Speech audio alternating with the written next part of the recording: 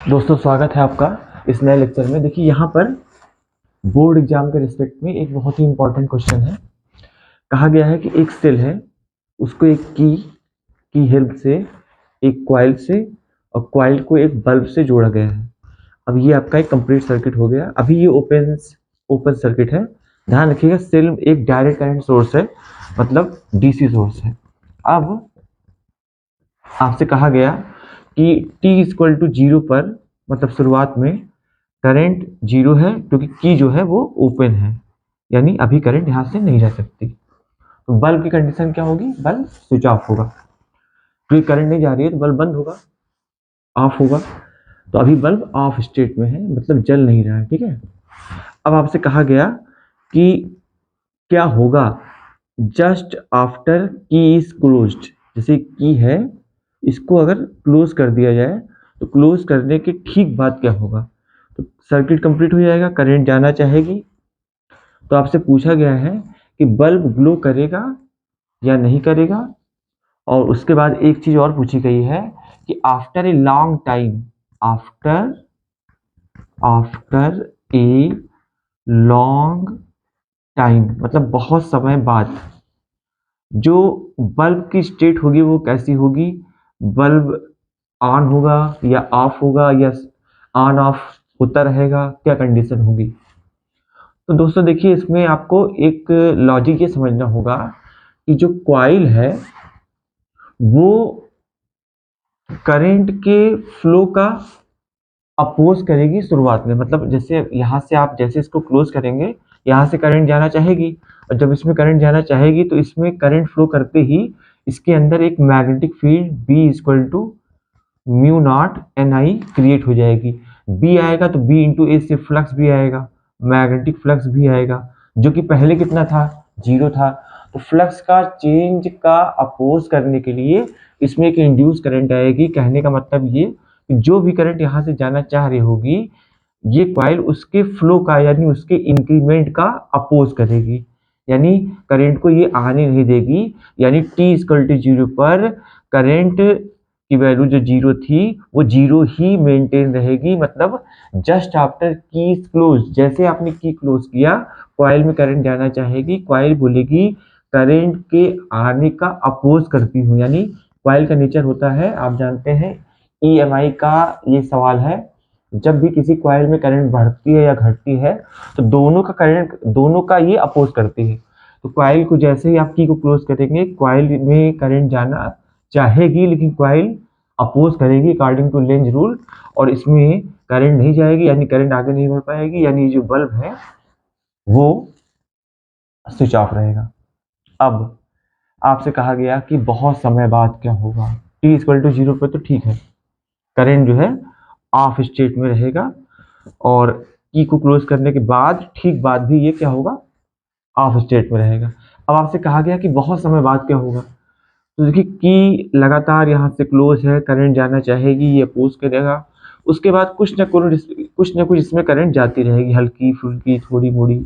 अब वो करंट इसलिए जाती रहेगी क्योंकि सेल जो है वो लगातार वर्क करके यहाँ पर जो भी अपोज हो रहा है उसको जीतते हुए कुछ ना कुछ इसमें करंट को फ्लो कराना चाहेगा। करंट जाती रहेगी जाती रहेगी, और बहुत समय बाद आप देखेंगे कि जो कॉइल है वो करंट के एक कांस्टेंट वैल्यू आ जाने के कारण, क्योंकि डीसी सोर्स जो है कांस्टेंट करंट मेंटेन करता है, तो एक नियत धारा आ जाने के कारण, कांस्टेंट करंट आ जाने के कारण अब ये कॉइल ऐसे बिहेव करेगी कि इसका कोई रेजिस्टेंस यानी अपोज है ही नहीं, क्योंकि इसमें जो फ्लक्स होगा वो एक नियत वैल्यू पर, एक कांस्टेंट वैल्यू पर रुक जाएगा। तो फ्लक्स चेंज का ये अपोज करती है, फ्लक्स तो कांस्टेंट हो गया, तो अब ये कोई अपोज नहीं करेगी, और एक कांस्टेंट करंट इसमें जाएगी। यानी जो बल्ब की ब्राइटनेस है, जो बल्ब की चमक है, वो अब एक नियत, एक कांस्टेंट वैल्यू पर मेंटेन रहेगी। तो आफ्टर ए लॉन्ग टाइम जो बल्ब की स्टेट होगी वो ऑन होगी, और ऑन में कांस्टेंट ब्राइटनेस होगी, मतलब जो बल्ब की चमक है अब वो एक नियत वैल्यू पर, एक कांस्टेंट वैल्यू पर रुकी रहेगी। एक हिस्सा ये हो गया। अब मैं आपको पूरी बात का सार बताता हूँ, वो सुनिए। अगर आपने कॉइल के साथ कुछ भी जोड़कर एक सेल जोड़ी, मैं एसी सोर्स की बात नहीं कर रहा हूं, मैं डीसी की बात कर रहा हूं, आपने सेल जोड़ी तो शुरुआत में कॉइल का जो रेजिस्टेंस t इक्वल टू 0 पर, ऐसे आप इसको समझ लीजिए, t इक्वल टू 0 पर जो इस कॉइल का रेजिस्टेंस होता है वो इनफाइनाइट होता है, और t इक्वल टू इनफाइनाइट पर मतलब बहुत समय बाद इसका जो रेजिस्टेंस होता है वो 0 होता है।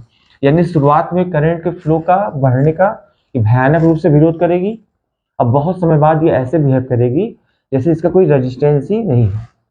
तो पहले बल्ब नहीं जलेगा, बाद में कांस्टेंट ब्राइटनेस से जलेगा। एक हिस्सा ये हो गया। अब दूसरा हिस्सा वो सुनिए। अब मान लीजिए इसमें कांस्टेंट करंट आई मेंटेन हो गई है 10 एम्पियर की, तो अब ये कांस्टेंट करंट यहाँ पर फ्लो कर रही है, ठीक है। अब आपसे पूछा गया कि अगर की को ओपन कर दें, यानी अब वो रिवर्स चल रहा है, की क्लोज किया आपने, करंट मेंटेन कर ली, अब वो कह रहा है की को ओपन कर दिए। तो जब आप की को ओपन करेंगे तो आप क्या कहना चाह रहे हैं, करंट को जीरो करना चाह रहे हैं। लेकिन ये कॉइल है, इसका काम क्या है, करंट के बढ़ने का विरोध करना, करंट के घटने का विरोध करना, क्योंकि इसमें फ्लक्स चेंज होता है। करंट के चेंज होने से इसका फ्लक्स चेंज होगा, तो इंड्यूस्ड ईएमएफ आएगा जो कि उस कारण का विरोध करेगा जिस कारण से फ्लक्स घट या बढ़ रहा है। तो करंट को आप बढ़ाए थे जब, तब भी इसने विरोध किया था, और जब आप करंट को घटाना चाह रहे हैं तब भी ये विरोध करेगा। यानी जैसे ही की को ओपन करेंगे तुरंत ये बल्ब स्विच ऑफ नहीं होगा, क्योंकि जो करंट घटना चाह रही है इंड्यूस करंट इधर आकर उसको पूरा करती रहेगी। शुरुआत में इसकी ब्राइटनेस जीरो, जैसे आप की को ओपन करेंगे ब्राइटनेस तुरंत जीरो नहीं होगी, ब्राइटनेस पहले आपको लगेगा उतनी ही आपको लगेगा की ओपन करने के बावजूद। जैसे आप स्विच ऑफ कर दिए सर्किट को तब भी आपको लगेगा बल्ब जल रहा है, लेकिन वो हमेशा जलता नहीं रहेगा, धीरे धीरे उसकी ब्राइटनेस कम होती जाएगी और लास्ट में वो जीरो हो जाएगा। तो पूरी बात आपको पूरी फिर से बोल दे रहा हूँ, शुरुआत से एकदम चल रहा है। जब की ओपन था, जब यहाँ पर की ऐसे ओपन थी और आपने की को क्लोज किया था, तो उसके ठीक बाद बल्ब बुझा रहेगा, ऑफ रहेगा, इसके विरोध के कारण। कुछ समय बाद क्या हो, करंट बढ़ते बढ़ते मेंटेन हो जाएगी, तो इसकी ब्राइटनेस मेंटेन हो जाएगी। फिर आपने की ओपन किया, की ओपन करने के ठीक बाद बल्ब नहीं बुझेगा, जैसे आपने की ओपन किया उसके ठीक बाद आप देखेंगे बल्ब जलता रहेगा, इसकी ब्राइटनेस आपको लगेगा ऑन है ये। फिर कुछ समय बाद आप देखेंगे धीरे धीरे बल्ब की चमक कम होते होते और लगेगा आपको लास्ट में ये ऑफ हो गया है। तो ये एक बहुत ही अच्छा सवाल था डीसी सोर्स के साथ कॉइल का, जो कि अक्सर आपके एग्जाम में आता है। आई होप आपको समझ में आया होगा। अगर समझ में आया हो तो वीडियो को लाइक करें, सब्सक्राइब करें और शेयर करें। Thanks for watching. जुड़े रहिए, ऐसे ही अच्छे अच्छे वीडियो मैं अपलोड करूंगा, आप उसको देखिए। आपका बोर्ड एग्जाम बहुत पास है, तो अच्छे से तैयारी कीजिए, अच्छा नंबर पाइए। Thanks for watching.